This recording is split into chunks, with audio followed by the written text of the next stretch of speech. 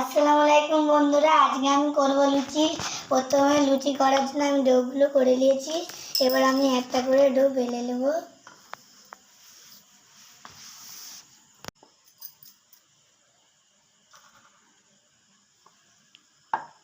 তো বেলা হয়ে গেছে বন্ধুরা, এবার আমি এটাকে ছাড়ব। এবার আমি গ্যাসটা ধরিয়ে নেব।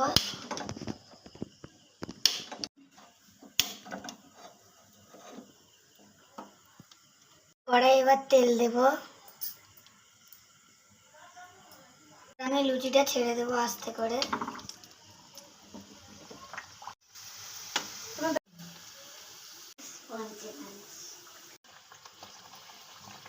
বন্ধুরা এবার আমি হাতে তুলে নিচ্ছি।